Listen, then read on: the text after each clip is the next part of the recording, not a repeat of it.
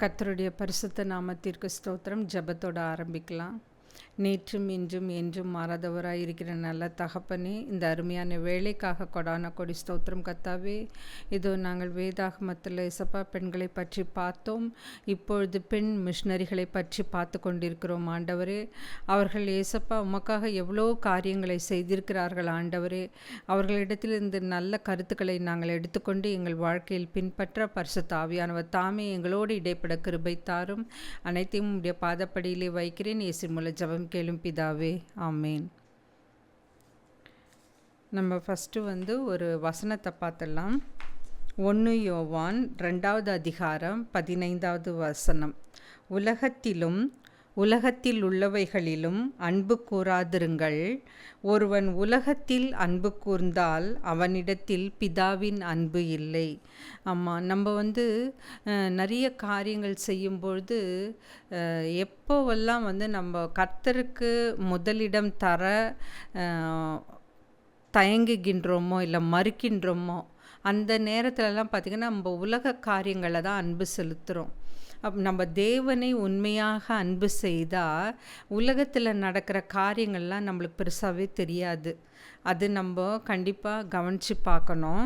நம்ம இன்றைக்கி பார்க்க போகிறது ஹெலன் ரோஸ்.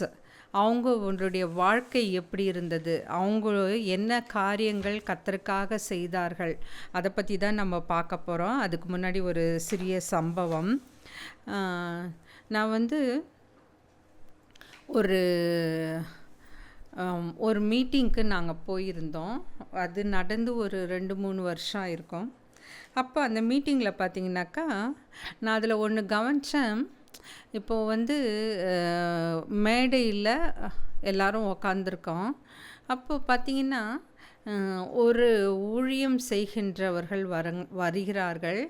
அவங்கள ஆனர் பண்ணுறதுக்கு என்ன பண்ணாங்கன்னா, இன்னொரு ஊழியம் செய்கின்ற ஹஸ்பண்ட் அண்ட் ஒய்ஃபை தான் கூப்பிட்டு அவங்கள ஆனர் பண்ண சொன்னாங்க. அப்போ நான் யோசித்தேன், நிறைய ஊழியம் செய்கிறவங்களில் விதவைகள் இருக்காங்க, அதுக்கப்புறமா டைவர்ஸி இருக்காங்க, அதுக்கப்புறமா அன்மேரிடு இருக்கிறாங்க, அதுக்கப்புறம் பார்த்திங்கனாக்கா சிங்கிள் பேரண்ட்டு, எய்தர் மதர் மட்டும் இருப்பாங்க இல்லை ஃபாதர் மட்டும் இருப்பாங்க. அவங்களெல்லாம் நான் நிறைய இதில் பார்த்திங்கன்னா இன்னொருத்தரை அங்கீகாரம் பண்ணுவதற்கோ இல்லை இன்னொருவரை கௌரவிப்பதற்கோ அழைக்கிறதே கிடையாது. நான் இப்போ யோசிப்பேன், ஏன் இப்படி தனித்து இருக்கிறவங்களெல்லாம் விட்டுடுறாங்க? ஏன் அவங்களும் மனுஷர் தானே, அவங்களுக்கும் எல்லா அங்கீகாரமும் இருக்குல்ல. ஏன்னா நீங்கள் வசனத்தில் பாருங்களேன், சகரியா 7:10, 7வது அதிகாரம் 10வது வசனம். விதவையையும் திக்கற்ற பிள்ளைகளையும் பரதேசியையும் சிறுமையானவனையும் ஒடுக்காமலும் உங்களில் ஒருவனும் தன் சகோதரனுக்கு விரோதமாய் தன் இருதயத்தில் தீங்கு நினையாமலும் இருங்கள் என்றார். ஏன்னா கர்த்தர் எப்பவுமே தனித்து விடப்பட்டவர்களுக்கு தான் அவர் ஆதரவாக இருக்கிறாரு. நம்ம கர்த்தர் இவ்வுலகத்துக்கு எதற்கு வந்தார்? நம்மளுடைய பாவத்திலிருந்து, நாம் செய்த அந்த பாவத்திலிருந்து நம்மளை மீட்பதற்காக தான் இந்த உலகத்திற்கு மனிதனாக வந்தார்னு பார்க்குறோம். அப்போ கர்த்தர் எவ்வளவு கிருபையாக இருக்கிறாரு, தயவாக இருக்கிறாரு. இப்போ ஒரு ஃபங்க்ஷன் நடக்குது, அங்கே ஒருத்தரை நீங்கள் கூப்பிடுறீங்க, அவங்கள கௌரவிக்க இன்னொரு பேரை கூப்பிடுறீங்க. அப்போது அந்த இடத்துல அந்த தனிமையாக இருக்கிறவர்கள் தள்ளப்படுகிறார்கள், ஒதுக்கப்படுகிறார்கள். அவங்களுக்குரிய அந்த அங்கீகாரம் சில நேரங்களில் கிடைக்க மாட்டேங்குது. அவங்க எவ்வளோ ஹார்ட் ஒர்க் பண்ணுவாங்க, நிறைய காரியங்கள் செய்வாங்க, ஆனால் அவங்களுக்குரிய அந்த அங்கீகாரம் கிடைக்கிறதில்ல. ஆனால் கர்த்தர் அப்படி கிடையாது. அவர் எப்பவுமே அவரிடத்தில் பட்சபாதம் இல்லைன்னு நம்ம வேதத்திலே பார்த்துருக்கோம். நம்மளும் அந்த மாதிரி தான் நடந்துக்கணும். அதே மாதிரி ஒரு ப்ராப்ளமோ இல்லை ஒரு எந்த பிரச்சனைகள் நடந்தாலும் அந்த இடத்துல நம்ம எப்படி இருக்கணும்னா நியாயமான நீதிபதியாக செயல்பட வேண்டும். அதுக்கு பெஸ்ட் எக்ஸாம்பிள் இயேசு கிறிஸ்து தான், வேறு யாருமே கிடையாது. நம்ம யாரையும் ஃபேவரும் பண்ணக்கூடாது, யாரையும் வெறுக்கவும் கூடாது. ஒரு நியூட்ரலாக இருந்து அந்த காரியத்தில் நம்ம ஒரு முடிவெடுக்கணும். அதுக்கப்புறம் பார்த்திங்கன்னா, சில இடங்கள்ல நான் பார்த்துருக்கேன், ஜென்ஸில் வந்து வயதில் சிறியவர்களாக இருந்தாலும் அவங்களுக்கு முக்கியத்துவம் தருவாங்க. அதே பெண்கள் வயதில் மூத்தவர்களாக இருந்தாலும், அவங்களுக்கு நிறைய காரியங்கள் சாதித்திருந்தாலும், அவ்வளோ வந்து இம்பார்ட்டன்ஸ் கிடைக்கவே கிடைக்காது. அப்போது அதனால தான் நான் என்ன பண்ணேன்னாக்கா, நான் ஏன் இந்த வேதாகமத்தில் பெண்களை பற்றி நான் சொல்ல ஆரம்பித்தேன்னாக்கா, ஒரு 100 எபிசோடு பண்ணியிருக்கேன். அத்தனையும் வேதத்தில் இருக்கிற விமன் கேரக்டர்ஸ், பெண்களை பற்றி தான் பேசியிருக்கேன். ஏன்னா நிறைய மறைக்கப்பட்ட பெண்கள் இருக்காங்க. அவங்க கர்த்தருடைய ராஜ்யத்தை கட்டுவதற்காக ஊழியம் செய்திருக்கிறார்கள். நீங்கள் ரோமர் 16 பார்த்தீங்கன்னா, பவுலினால் பாராட்டப்பட்ட பெண்களும் இருக்காங்க. அப்போது கர்த்தர் வந்து ஆண், பெண், மேல் ஜாதி, கீழ் ஜாதி, அதுக்கப்புறமா அந்த கம்யூனிட்டி இதெல்லாம் பார்க்குறதே இல்லை. நம்ம மனுஷர் தான் வந்து பார்க்குறோம். அதனால தான் நான் பெண்களை வந்து இப்போ தேடி பார்த்து ஆராய்ந்து பெண் மிஷனரிகளை பற்றி சொல்லி கொண்டிருக்கிறேன். ஏன்னா பெண்களும் கர்த்தருக்காக ஊழியம் நிறைய செஞ்சுருக்காங்க. நிறைய இரத்த சாட்சியாக மறித்திருக்கிறார்கள்.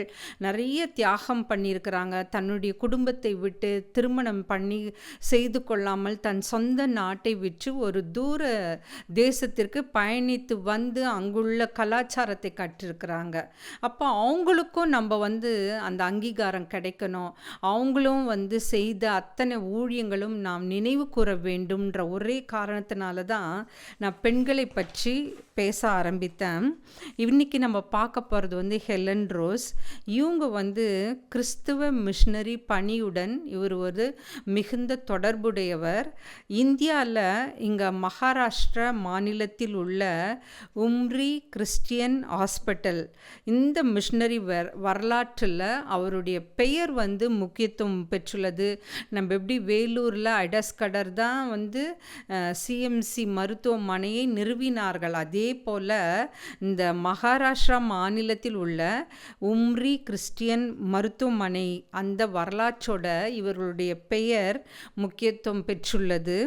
அதுக்கப்புறம் பார்த்திங்கன்னா, உம்ரி பகுதியில் ஃப்ரீ மெத்தடிஸ்ட் சர்ச்சின் பணி வந்து 1881 தொடங்கியது. இங்கே யாருக்கெல்லாம் அவங்க உதவி செய்தார்கள்னா, ஏழை மற்றும் பழங்குடியின மக்களுக்கு மருத்துவ உதவி, கல்வி மற்றும் கிறிஸ்துவ சேவை வழங்கப்பட்டது. பாருங்கள், இந்த மிஷனரிகள் எப்பவுமே வந்து நல்ல பணம் இருக்கிறவங்க, நல்ல லைஃப்பில் செட்டில் ஆனவங்க, அவங்கக்கிட்டலாம் போய் சத்தியத்தை வந்து சொல்லவும் மாட்டாங்க. ஏன்னா அந்த மாதிரி மக்கள் சத்தியத்தை விரும்பி கேட்குறாங்களான்னு கூட தெரியாது. ஆனால் இவங்களுடைய முக்கியமான அந்த சேவை யாரிடத்தில் செய்கிறாங்கன்னா, ஏழை மக்களுக்கு வந்து அவங்களுடைய வாழ்க்கை வந்து ஒரு நாள் கழிக்கிறதே ரொம்ப சிரமமாக இருக்கும். நீங்கள் அவங்கள என்னைக்காவது கவனிச்சிருக்கீங்களா? அந்த ரோட்டோரத்தில் வசிக்கின்ற மக்கள், அவங்களுக்காக எந்த வீடும் கிடையாது, தங்க இடம் கிடையாது. அதுக்கப்புறமா ரொம்ப எக்கனாமிக்கலி புவர்ன்னு சொல்லுவோம்ல, பொருளாதார ரீதியில் பின்தங்கியிருக்கிற மக்கள், அந்த மக்கள் வசிக்கின்ற இடங்களெல்லாம் போய் பாருங்களேன். அவ்வளோ கன்ஜஸ்டடாக இருக்கும், சுகாதாரம் இருக்காது. அவங்களுக்கெல்லாம் வந்து ஏதோ தங்கறதுக்கு ஒரு இடம் கிடைச்சதா அப்படி தான் நினைத்து வாழ்ந்து கொண்டிருக்கிறாங்க. ஸோ அந்த ஏழை மக்கள். அடுத்து பழங்குடியின மக்களுக்கு வந்து அவ்வளவா கல்வி அறிவே இருக்காது. அவங்களுக்கு வந்து அவங்க வாழ்வதற்கு வசதி இருக்கா, உணவு இருக்கா, உடுக்க உடை இருக்கா, அப்படி தான் அவங்க பார்த்துட்டு வர்றாங்க. ஆனால் இப்போ வந்து கவர்மெண்ட்டில் பார்த்திங்கன்னா நிறைய ஸ்கீம்ஸ் கலைஞர் பீரியட்லேயும் இப்போ ஆட்சி செய்து கொண்டு இருக்கிற இந்த பீரியட்லேயும் பார்த்திங்கன்னா நிறைய திட்டங்கள் கொண்டு வந்தாங்க. அது வந்து இன்னும் செயல்படுத்தி கொண்டிருக்கிறாங்க. அதுக்கப்புறமா மருத்துவ உதவி, சில கிராமங்கள்லாம் ரொம்ப எந்தவித வாகன வசதி இல்லாமல் இருக்கும். அந்த இடத்துலலாம் டாக்டர்ஸ் வந்து என்ன பண்ணணும்னா வாலண்டியராக போய் சேவை செய்யணும். நாங்கள் படிச்சிருக்கோம், நாங்கள் வந்து கிராமப்புறத்துக்கெல்லாம் நாங்கள் வந்து நல்ல ஒடுக்கப்பட்ட பகுதிகளுக்கெல்லாம் நாங்கள் செல்ல மாட்டோம் அப்படின்லாம் நம்ம சொல்லவே கூடாது. அந்த எந்த இடமா இருந்தாலும் அங்கே போய் நம்ம மருத்துவம் செய்ய தயாராக இருக்க வேண்டும். அதுக்கப்புறமா அந்த மாதிரி பின்தங்கிய மக்களுக்கு கல்வி கற்றுத்தர நாமளும் முன்வர வேண்டும். அதுக்கப்புறமா கிறிஸ்துவ சேவை, இதன் மத்தியில் கிறிஸ்துவை பற்றியும் அவர்கள் செய்தியை சொன்னாங்க. அப்போ அந்த ஜனங்கள் அதை கவனித்தார்கள். இந்த மிஷன் பண்ணி அவங்க செய்கிறப்போ ஒரு பகுதியில் வந்து மருத்துவ சேவை, ஜனங்களுடைய தேவைகளை, அவங்களுக்கு வந்த நோய்களுக்கு மருத்துவ உதவி செய்தார்கள். இன்னொன்று வந்து செவிலியர் பயிற்சி. இப்போது நீங்கள் பாருங்களேன், இப்போ பழங்குடி மக்கள் எல்லாம் ஹாஸ்பிட்டலுக்கு வரணும்னா எவ்வளோ கிலோமீட்டர்ஸ் அவங்க ட்ராவல் பண்ணி வரணும், அவங்களுக்கு வசதி இருக்காதுல்ல. அப்போ அங்கேயே செவிலியர்களுக்கு பயிற்சி நம்ம கொடுத்து செவிலியர்கள் அங்கேயே நம்ம வந்து ஒரு ஹாஸ்பிட்டலில் அங்கே தங்க வைத்து பண்ணோம்னா அவங்களுக்கு எளிதில் அந்த ஊர் மக்களுக்கு மருத்துவ வசதி கிடைக்கும். ஸோ இவங்க வந்து இந்த செவிலியர் பயிற்சியும் கொடுத்தார்கள். Helen Rose school of nursing, இதில் வந்து உள்ளூர் பெண்களுக்கு செவிலியர் பயிற்சி வழங்குவதற்காக இந்த ஸ்கூல் ஆஃப் நர்சிங் வந்து நிறுவப்பட்டது. அந்த நிறுவனம் ஹெலன் ரோஸ் என்ற ஃப்ரீ மெத்தடிஸ்ட் மிஷனரியின் பெயரை கொண்டுள்ளது. அதுக்கப்புறம் பார்த்திங்கன்னா அவரோட ஊழியத்தில் முக்கியத்துவம் என்னன்னு பார்த்தோங்கன்னா, ஹெலன் ரோஸின் பெயருடன் தொடர்புடைய இந்த பணியில் 3 முக்கிய நோக்கங்களை வெளிப்படுத்துகிறது. ஒன்று வந்து ஏழைகளுக்கு மருத்துவ உதவி. இப்போ காசு இருக்கிறவங்கெல்லாம் வந்து எந்த ஹாஸ்பிட்டலுக்கு வேணால் போய் மருத்துவம் பார்த்துக்கலாம். அதே வந்து பண வசதி இல்லாமல், எந்த அடிப்படை வசதியும் இல்லாமல் வாழ்கின்ற ஏழை மக்களும் வாழணும்ல, அவங்களுக்கும் கர்த்தர் வந்து உயிர் கொடுத்துருக்கிறாரு. அவங்களுக்கும் எல்லா விதமான அறிவு திறன் இருக்குது. ஆனால் அவங்க வந்து ரொம்ப ஏழ்மை நிலையில் இருக்கிறதுனால அவங்கக்கிட்ட இருக்கிற அந்த திறனை கூட அவங்க பார்க்குறதே இல்லை. ஸோ அந்த மாதிரி மக்களுக்கு போய் மருத்துவ உதவி, முதலாவது ஏழைகளுக்கு மருத்துவ உதவி, ரெண்டாவது பெண்களுக்கு கல்வி. ஏன்னா பெண்கள் தான் வந்து ஒடுக்கப்படுகிறார்கள் நிறைய இடத்துல. இன்னும் பார்த்திங்கன்னா பெண்கள் பேசுகிறப்போ கேட்குறதுக்கு ஆட்களே இருக்க மாட்டாங்க. பெண்கள் ஏதாவது கருத்து சொன்னால் அது அந்த கருத்தை வந்து அங்கீகரிக்கவே மாட்டாங்க. ஸோ பெண்களுக்கு கல்வி இருந்தால் தான் அவங்களுக்கு பொது இடங்கள்லையோ மற்ற இடங்கள்லையோ அவங்களால நம்ம என்ன காரியம் செய்யணும், எப்படி செய்யணுன்ற அந்த பொது அறிவு கிடைக்கும். அதுக்கப்புறமா செவிலியர் பயிற்சி, அந்த ஏழைகள், பழங்குடியின மக்கள், இந்த மக்களிடையெல்லாம் செவிலியர்கள் பயிற்சி கொடுத்து அங்கே பணிபுரிய வைத்தார்கள். அதுக்கப்புறமா வந்து மருத்துவ சேவையின் மூலம் அவங்க வந்து கிறிஸ்துவின் அன்பை வெளிப்படுத்தினார்கள். நான் வந்து ஒரு மெசேஜ் கேட்டேன். ஒருத்தர் வந்து ஒரு குடும்பத்தில் ஒருத்தர் வந்து தொழுநோயால் பாதிக்கப்பட்டிருந்தாங்க. அப்போது அந்த வீட்டில் வந்து திருமண காரியம் வந்து தடைப்பட்டு கொண்டே வந்தது. ஏன்னா எல்லாருடைய மனசுலையும் என்னன்னாக்கா தொழுநோய் வந்து ஒரு பரவும், மற்றவங்களுக்கும் பரவும். ஆனால் எல்லா வகை லெப்ரஸியும் வந்து பரவாது. ஒரு சிலது தான் அந்த மாதிரி பரவக்கூடிய தன்மை வாய்ந்தது. ஆனால் எல்லாமே அப்படி கிடையாது. நம்ம உடம்புல வெள்ளை வெள்ளையாக தேமல் மாதிரி வருதுல்ல, அதெல்லாம் பரவாது. அப்போது என்ன பண்ணாங்கன்னா அவங்க வீட்டில் வந்து திட்டிகிட்டே இருப்பாங்களாம். அம்மா அப்பா கூட பிறந்தவங்கலாம் உன்னால தான் நம்ம வீட்டில் யாருக்குமே திருமணமே நடக்க மாட்டேங்குது அப்படின்லாம் சொல்லுவாங்களாம். அப்போ வந்து அவங்க வந்து ஏதோ ஒரு மீட்டிங்கை அந்த வாலிபர் அட்டன் பண்ணியிருக்காரு. அப்போது அங்கே வந்து கிறிஸ்துவன் செய்தியை பற்றி கேட்டார். அதில் வந்து தொழுநோயாளிகளை குணப்படுத்தினார் அப்படின்ற அந்த அதிசயத்தை, அற்புதத்தை பற்றி பிரசங்கம் பண்ணியிருக்காங்க. அப்போ இவர் அந்த வசனம் அவருடைய மனதை தொட்டது. கர்த்தராகிய இயேசு கிறிஸ்துவர் ஒருவர் வாழ்ந்திருக்காரு, அவர் வந்து தொழுநோயாளிகளை தொற்றுக்காரு, அவங்கள குணப்படுத்தியிருக்காரு. அவரால் உண்மையான கர்த்தர் ஒருத்தர் இருக்காரு அப்படின்றத புரிந்து கொண்டு, அப்போது உலகத்தில் இருக்கிற தாய் தந்தை உடன்பிறப்புகள் வெறுத்தாலும் கர்த்தராகிய இயேசு கிறிஸ்து நான் இருக்கேன் அப்படின்னு அந்த இடத்துல அவருக்கு வந்து நிரூபிக்கிறாரு. அதை கேட்ட உடனே அப்போது தொழுநோயாளியான என்னையும் நேசிக்க ஒருவர் இருக்கிறாரு அப்படின்னு அந்த செய்தி அவர் மனதில் தொடப்பட்டு அன்னிலிருந்து கர்த்தராகிய இயேசு கிறிஸ்துவை அவர் பின்பற்ற ஆரம்பித்தார். தன்னுடைய சொந்த இரட்சகராக ஏற்றுக்கொண்டார். தன் உடலில் இருக்கிற அந்த நோய்க்காக கர்த்தரை நோக்கி விண்ணப்பம் பண்ணினார். ஒரு அதிசயம் பாருங்க, தொழுநோயாளி முற்றிலுமாக அதிலிருந்து, அந்த தொழுநோயிலிருந்து குணமடைந்தார். ஆமேன். ஏன்னா கர்த்தர் நம்ம கேட்கும் பொழுது கண்டிப்பாக நம்மளுக்கு பதில் தருவார். இந்த செய்தியை கேட்டுக்கொண்டிருக்கிற யாராக இருந்தாலும் உங்கள் தேவைகளை கர்த்தரிடத்துல கேளுங்க. ஐயோ, நான் தனியா இருக்கிறேன், எனக்கு யாருமே இல்லையே, எனக்கு இந்த காரியத்தை செய்ய யாருமே இல்லையே, எனக்கு உதறவங்க யாருமே இல்லையே, எனக்கு இந்த நோய் இருக்கே, எனக்கு டெய்லி ஒரு காரியத்தை செய்வதே கஷ்டமாக இருக்கிறது அப்படின்லாம் நீங்கள் நினைக்கும் பொழுது கர்த்தரிடத்துல கேளுங்க. கர்த்தர் கண்டிப்பாக ஒரு பெரிய அதிசயத்தை, அற்புதத்தை அந்த இடத்துல நமக்காக செய்வார். அதை நம்ம மறக்கவே கூடாது. அதுக்கப்புறம் பார்த்தீங்கன்னாக்கா,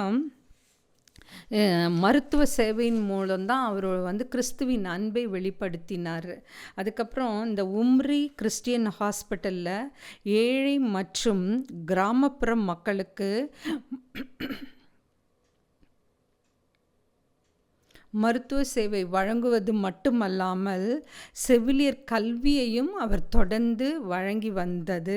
அதுக்கப்புறமா மருத்துவமனையின் நோக்கம் பார்த்திங்கன்னா, உடல் நலத்தையும் மனிதனின் முழுமையான நலத்தையும் கவனிப்பது. ஸோ இந்த மருத்துவமனையின் நோக்கம் உடலை மட்டும் கவனிக்கல, அவங்களுடைய மனிதனுடைய முழுமையான நலத்தையும் கவனிக்க வேண்டும். அதுக்கப்புறமா இவங்க பார்த்திங்கன்னா, இவங்களுடைய ஆன்மீக பாடம் பற்றி பார்த்திங்கனாக்கா, ஹெலன் ரோஸ் அவர்களின் பெயரில் ஊழியம் தொடர்கின்றது. அதில் பார்த்திங்கன்னா, மக்களுக்கு சேவை செய்வது, கிறிஸ்துவுக்கு சேவை செய்வது. நீங்கள் அந்த மலைப்பிரசங்கம் எடுத்து வச்சுக்கோங்க. மத்தேயு 5வது அதிகாரம், அதில் ஃபுல்லாக பாருங்களேன். கர்த்தர் நம்ம என்னெல்லாம் செய்யணும், எப்படியெல்லாம் இருக்கணும், யாருக்கு செய்யணும், அதை பற்றியே நம்மளுக்கு நிறையா உபதேசிச்சிருப்பார். அதில் பார்த்திங்கன்னா நிறைய வசனங்கள். இது பாருங்க, உன்னோடு வழக்காடி உன் வஸ்திரத்தை கொள்ள வேண்டும் என்று இருக்கிறவனுக்கு உன் அங்கியையும் விட்டுவிடு. ஒருவன் உன்னை 1 மைல் தூரம் வர பலவந்தம் பண்ணினால் அவனோடு 2 மைல் தூரம் போ. உன்னிடத்தில் கேட்கிறவனுக்கு கொடு, உன்னிடத்தில் கடன் வாங்க விரும்புகிறவனுக்கு முகம் கோணாதே. அவர் பாருங்களேன், நான் உங்களுக்கு சொல்லுகிறேன், 44வது வசனம், உங்கள் சத்துருக்களை சிநேகியுங்கள், உங்களை சபிக்கிறவர்களை ஆசீர்வதியுங்கள், உங்கள் பகைக்கிறவர்களை நன்மை செய்யுங்கள், உங்களை நிந்திக்கிறவர்களுக்காகவும் உங்களை துன்பப்படுத்துகிறவர்களாகவும் ஜெபம் பண்ணுங்கள். நம்ம இந்த காரியத்தை செய்கிறோமா? நம்மளை யாராவது நிந்தித்தாலோ சபிச்சாலோ நம்மளுக்கு ஏதாவது ஒரு கெடுதி பண்ணாலும் என்ன பண்ணுவோன்னா, ஒரு ஈகோ நம்ம மனசில் தோணும். அது எப்படி நம்ம அவங்களுக்கு ஒரு பாடம் கற்பிக்க வேண்டும், ஏதாவது அவங்களுக்கு சொல்லி அவங்கள உண்டில்லன்னு பண்ணணும், அப்படி தான் நம்ம மனசில் நினைக்கிறோம். ஆனால் அது தவறான காரியம். கர்த்தர் சொல்கிறாரு, எல்லாருக்காகவும் நாம் ஜெபிக்க வேண்டும் என்று. அதுக்கப்புறம் பார்த்திங்கனாக்கா, கர்த்தர் என்ன சொல்கிறாருனாக்கா, நீ சிறுவனுக்கு, உங்களில் யார் ரொம்ப ஏழ்மை நிலைமையில் சிறியவராக இருக்கிறார்களோ அவங்களுக்கு நீ உதவி செய்தா நீ எனக்கு உதவி செஞ்ச மாதிரி அப்படின்னு சொல்கிறாரு. அதுதான் இவங்களுடைய இதுவும் கூட கிறிஸ்துவ கொள்கையை நினைவூட்டுகிறது என்று கூறுகிறார்கள். அது மக்களுக்கு சேவை செய்வது, கிறிஸ்துவுக்கு சேவை செய்வது. அதுக்கப்புறமா இவங்களுடைய பணி எதுலெல்லாம் சிறந்து விளங்குனதுன்னு பார்த்திங்கன்னா, மருத்துவம், கல்வி, அதுக்கப்புறமா கிறிஸ்துவுடைய நற்செய்தி பரப்பினார்கள். அதுக்கப்புறமா இவர் இரக்கம் நிறைந்தவராக காணப்பட்டார். எப்பவுமே நம்ம யார்கிட்டையாவது நல்லா பேசுகிறாதான் நம்மக்கிட்ட எல்லாருமே திருப்பி நல்லா பேசுவாங்க. ஆனால் அவங்க செய்த தவறை நம்ம சுட்டி காமிக்காமல் இருக்க முடியாது. சில நேரங்களில் என்கிட்ட ஒருத்தர் பேசுகிறப்ப சொன்னாங்க, நீங்கள் எல்லா காரியத்தையும் ஒரு மாதிரி ஓப்பனாக நான் ஸ்ட்ரெயிட் ஃபார்வர்டு அப்படின்லாம் பேசக்கூடாது. ஏன்னா சில நேரங்களில் சில காரியங்களை நம்ம உள்வாங்கி கொண்டு அந்த இடத்துல நம்ம அமைதியாக இருக்க கற்றுக்கொள்ள வேண்டும் அப்படின்னு சொல்லி கொடுத்தாங்க. அதுக்கப்புறம் நான் யோசித்து பார்த்தேன், ஆமாம் நிறைய இடங்களில் நம்ம பேசி நிறைய கெட்ட பேர் தான் வாங்கிட்டு போகிறோம். அப்படின்னா நம்மளுக்கு நண்பர்களை விட விரோதிகள் தான், எனிமீஸ்ன்னு சொல்லுவோம்ல, பகைவர்கள் தான் அதிகமாகி கொண்டே போகிறார்கள். அதனால் நிறைய நேரத்தில் நம்ம பேச வேண்டிய காரியத்தை மட்டும் பேசிட்டு அமைதியாக இருப்பது ரொம்ப நல்லது. அதுக்கப்புறம் பார்த்திங்கன்னா, இந்த மருத்துவம், கல்வி, இரக்கம் மற்றும் நற்செய்தி இவை எல்லாவற்றையும் இணைத்து சமூகத்தில் பின்தங்கிய மக்களுக்கு அவர்கள் உதவினார்கள். அதுக்கப்புறமா இதுதான் மிஷனரி ஊழியத்தின் ஒரு பெரிய எடுத்துக்காட்டாக கருதப்படுகிறது. அதுக்கப்புறம் பார்த்திங்கன்னா, இன்னொன்று நான் கவனித்த விஷயம் என்னன்னாக்கா, சில நேரங்களில் சில காரியங்களுக்காக நம்ம போராடுவோம். சில நேரத்தில் வெற்றி கிடைக்கும், சில நேரத்தில் நம்ம நினைச்ச மாதிரியே நடக்காது, தோற்றுவிட சந்தர்ப்பம் இருக்கும். அப்பெல்லாம் நம்ம சோர்ந்து போகக்கூடாது.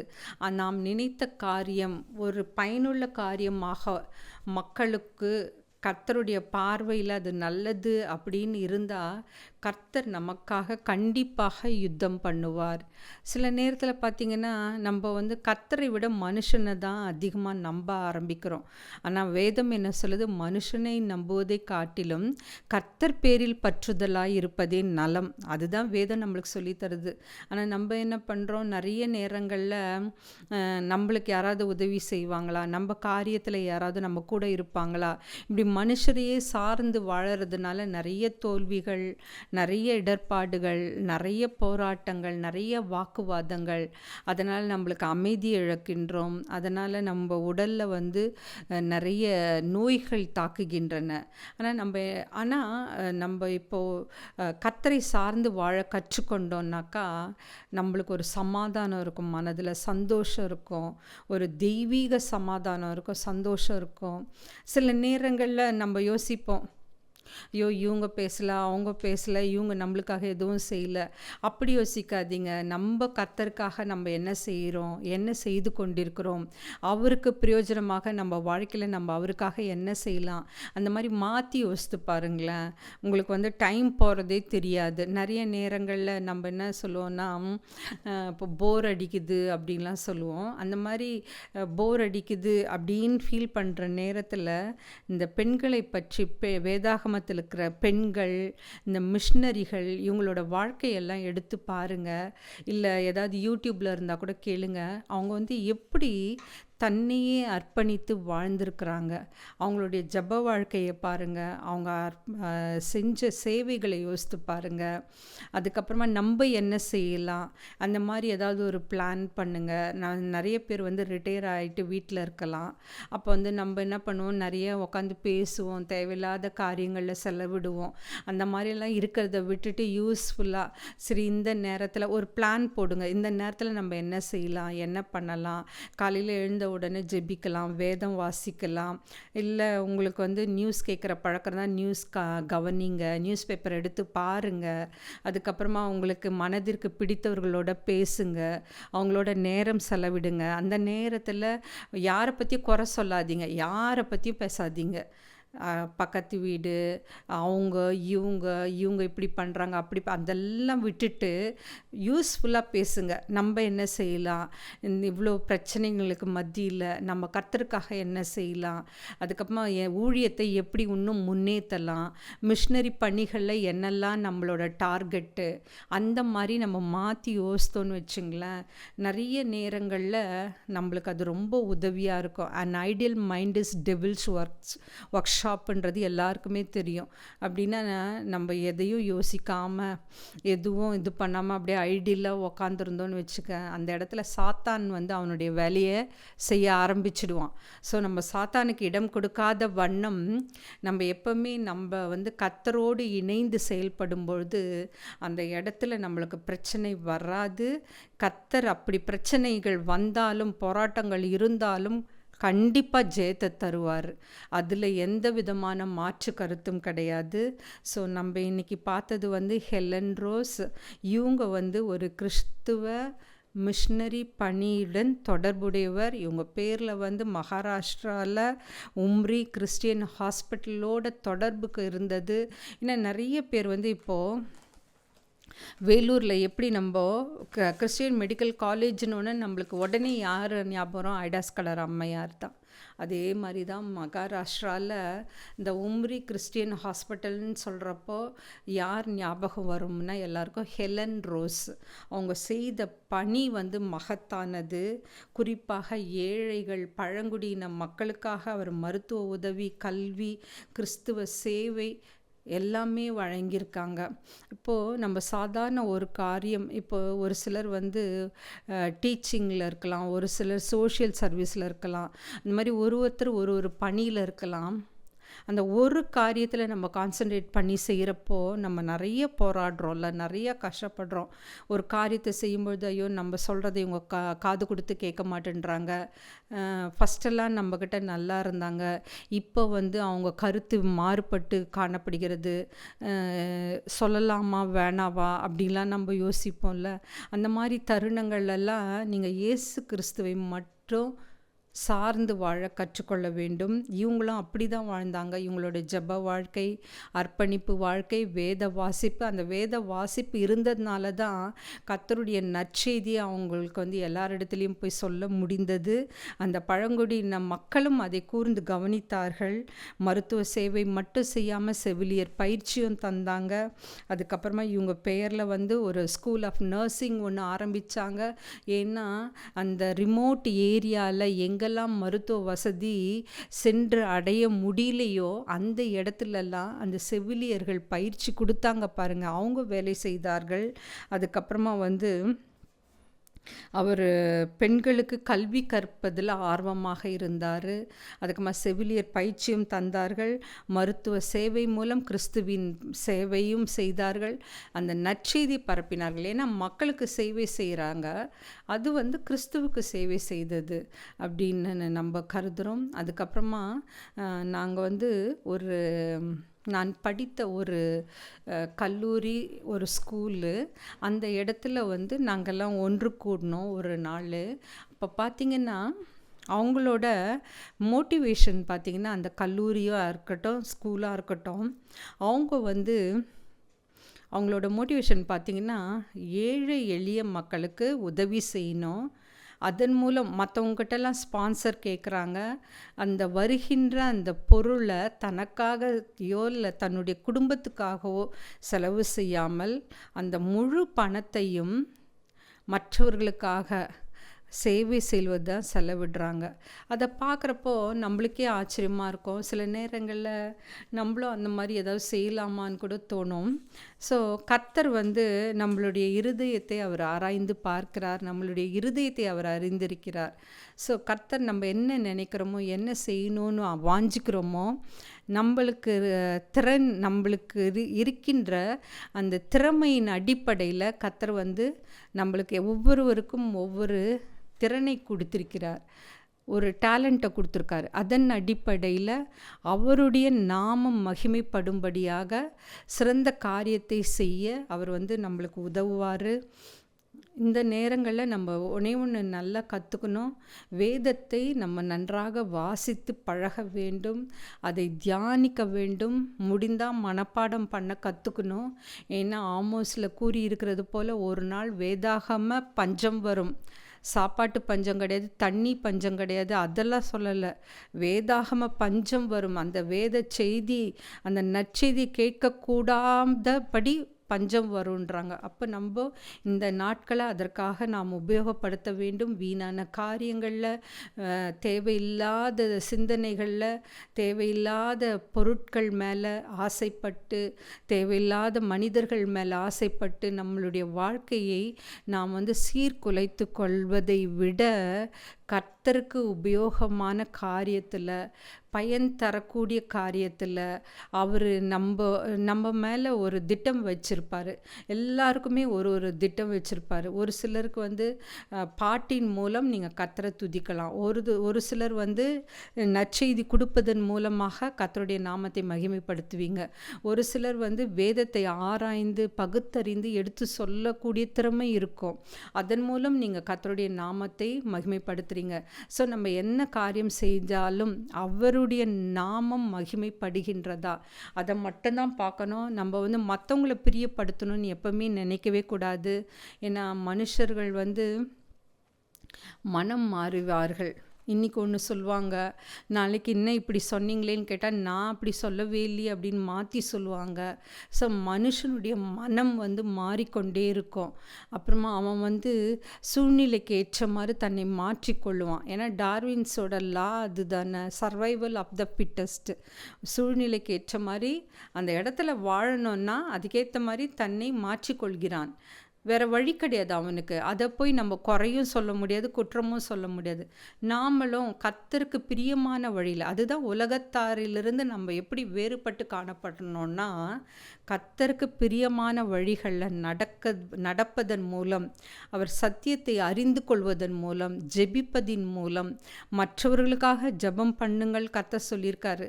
யாராவது உங்களை திட்டினாலோ, உங்ககிட்ட சண்டை போட்டாலோ, இல்லை உங்களை சபிச்சாலோ நம்ம போய் ஜெபம் பண்ணுவோமா? பண்ண மாட்டோம்ல. ஆனால் கர்த்தர் அதை செய்ய சொல்லியிருக்காரு. அப்போது நம்ம வந்து ஒரு காரியமாக கற்றுக்கொள்ள வேண்டும். முற்றிலுமாக நம்ம மாறாமல் இருக்கலாம். ஆனால் கர்த்தர் வந்து எப்போ அவரை நம்முடைய சொந்த இரட்சகராக ஏற்றுக்கொள்கிறோமோ அப்போ நம்மக்கிட்டேயே ஒரு டிரான்ஸ்ஃபர்மேஷன் வரும். நம்மக்கிட்ட இருக்கிற அந்த துர்குணங்கள் மாறி நல்ல குணம் தோன்ற ஆரம்பிக்கும். மற்றவர்களுக்கு பிரயோஜனமாக நாம் நடக்க கற்றுக்கொள்ள வேண்டும். நிறைய நேரங்களில் நம்ம செல்ஃபிஷாக தான் இருக்கோம். நாம், நம்முடைய குடும்பம், நம்மை சார்ந்தவர்கள் அப்படி தான் இருக்கிறோம். மற்றவங்களையும் நம்ம கொஞ்சம் யோசிக்கணும். அவர்களுக்காக நம்மால் ஆன உதவிகளை நாம் செய்ய கற்றுக்கொள்ள வேண்டும். கடைசியாக ஒரே ஒரு நிகழ்ச்சியை சொல்லி முடிக்கிறேன். ஏன்னா இதை நான் முதலே சொல்லியிருக்கேன்னு என்னன்னு தெரியல. நான் வந்து ஒரு தடவை சிக்காக இருந்தப்போ ஒரு நல்ல ஒரு மிட் நைட் 2 மணி. அப்போ வந்து எனக்கு வந்து அந்த நேரத்தில் யாரை அழைப்பது என்றது தெரியல. என்னுடைய சகோதரர் அவங்கள கூப்பிட்டப்போ அவங்க வந்து கால் எடுக்கல. அதுக்கப்புறமா உடனே நான் யோசித்தேங்க, ஏசப்பா இந்த நேரத்தில் எனக்கு யாரை கூப்பிடுறதுன்னே தெரியலையே, ஹாஸ்பிட்டல் நான் போகணுமே அப்படின்னு யோசித்து கொண்டிருக்கிறப்போ எனக்கு ஒரு ஊழியர் ஞாபகம் வந்தார். அவர் வந்து எங்கள் வீட்டுக்கு அருகாமலே இருந்தார். உடனே அவங்களுக்கு ஃபோன் அடித்து என் கூட வர்றீங்களான்னு கேட்டப்போ அவங்க உடனே வந்து ஒரு வார்த்தை கூட ஏன் எதுக்குன்னு கேட்கல, சரிம்மா போகலாம் அப்படின்னாரு. உடனே நாங்கள் போனோம். அந்த மருத்துவமனையில் சோதித்து ஒரு கொஞ்ச நேரம் இருந்து எல்லாவித முதலுதவிகளையும் பெற்றுக்கொண்டு நல்ல முறையில் வீடு வந்து சேர்ந்தேன். அப்போ நான் ஒன்று யோசித்தேன். அந்த நேரத்தில் நான் வந்து அக்கம் பக்கம் வீட்டை கூப்பிடலாம், தெரிஞ்சவங்கள கூப்பிடலாம், நம்மளோட க்ளோஸாக பழகிறவங்கள கூப்பிடலாம் அப்படின்லாம் நான் யாரையுமே யோசிக்கலை. எனக்கு நான் ப்ரேயர் பண்ண உடனே எனக்கு அந்த ஊழியம் செய்கின்றவங்கள தான் ஞாபகம் வந்தது. ஸோ கர்த்தர் வந்து நம்மளை அப்படி தான் வழி நடத்துவார். சில நேரங்களில் வந்து நம்மளுடைய அறிவுக்கு எட்டாத அதிசயங்களையும் அற்புதங்களையும் அவர் செய்கிறாரு. அது நம்ம தான் கேட்க மாட்டேன்றோம் கர்த்தரிடத்தில் போய். சில நேரத்தில் நம்ம நல்லா க்ளோஸாக ஃப்ரெண்ட்ஸாக பழகினப்போ அப்போ நம்ம கேட்டுக்கோல, ஏன் உனக்கு தேவைன்னா என்கிட்ட கேட்கக்கூடாதா, என்கிட்ட சொல்லக்கூடாதா அப்படின்னு கேட்போம்ல. மனுஷர்கிட்டையே நம்ம அப்படி சொல்கிறோம் எதிர்பார்க்குறோம். ஆனால் கர்த்தராகிய இயேசு கிறிஸ்து தான் நம்மளை படைத்தவர், நமக்காக ரத்தம் சிந்தினார், உலக ரட்சகர். அவர்கிட்ட கேட்க நம்ம ஏன் தயங்கணும்? மிஷினரிகள்லாம் பாருங்களேன், எவ்வளவோ கஷ்டம் போராட்டம் வந்தால் கூட பின் வாங்கந்தே கிடையாது. அதன் மத்தியிலும் கர்த்தரை சார்ந்து வாழ்ந்ததுனால அவங்களுக்கு எல்லா நேரமும் வெற்றி தான் கிடைத்தது. அவங்க செய்கின்ற அந்த ஊழியத்தில் நிறைய வெற்றி கிடைத்தது. அதுக்கப்புறமா ஒரு சப்போர்ட்டிவாக ஆட்கள் இருந்தாங்க. எதிரிகளை கூட நண்பனாக மாற்றக்கூடிய ஆற்றல் யாரிடத்தில் இருக்குன்னா கர்த்தராகிய இயேசு கிறிஸ்துவின் இடத்தில் உண்டு. இப்போ ஜெபத்தோடு முடிக்கலாம். ஸ்தோத்திரம் ஆண்டவரே.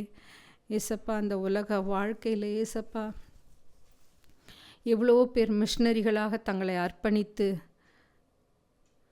எவ்வளவோ பேர் ஏசப்பா உமக்காக ஊழியம் செய்து ஒரு மன நிறைவோடு வாழ்ந்திருக்கிறார்கள் கர்த்தாவே. ஏசப்பா, அவர்கள் செய்கின்ற ஊழியத்தில் ஏசப்பா, மக்களுக்கு சேவை செய்வது கிறிஸ்துவுக்கு சேவை செய்வது என்று உணர்ந்தார்கள் கர்த்தாவே. அதற்காக சாட்சியோடு வாழ்ந்தார்கள் கர்த்தாவே. ஏசப்பா, அவர்களைப் போல நாங்களும் மக்கள் சேவையில் மக்களுக்காக பாடுபட, மக்களின் ஒடுக்கப்பட்ட நிலையில் உள்ள மக்களுக்காக குரல் கொடுக்க, அவர்களுக்காக பேச, ஏழை எளிய மக்களுக்காக, பழங்குடியின மக்களுக்காக, பெண்களுக்காக அவர்களுக்கு கல்வி புகட்டவும், சேவை செய்யவும், மருத்துவ உதவி செய்யவும் நீர் எங்களை அனைத்து காரியங்களிலும் எங்களை வாஞ்சை உள்ளவர்களாக மாற்றும் ஆண்டவரே. நாங்கள் எதையும் அசட்டையாக எண்ணாமல் புத்தியோடு நடந்து கொள்ள கிருபை தாரும். இந்த செய்தி கேட்டுக்கொண்டிருக்கிற ஒவ்வொருவரையும் நீர் ஆசீர்வதித்தருளும். அவருடைய தேவைகளை சந்தித்தருளும். அவர்கள் போக்கிலும் வரத்திலும் அவர்களோடு இருந்து அவர்கள் செய்கின்ற ஒவ்வொரு காரியத்திலும் ஏசப்பா, உம்முடைய கரம் அவர்களோடு இருக்கட்டும். நீர் அவர்களை வழிநடத்தும் ஆண்டவரே. சோர்ந்து போகாமல் தான் செய்கின்ற ஒவ்வொரு காரியத்திலும் ஏசப்பா, ஒரு நல்ல கான்சன்ட்ரேஷனோட, ஒரு பயத்தோடும் பக்தியோடையும், பிறருக்காக சேவை செய்யும்பொழுது வாஞ்சையோடும் செய்ய கிருபை தாரும் ஆண்டவரே. அனைத்தையும் உடைய பாதப்படியிலே வைக்கிறேன். இயேசு மூலம் ஜெபம் கேளும் பிதாவே. ஆமென்.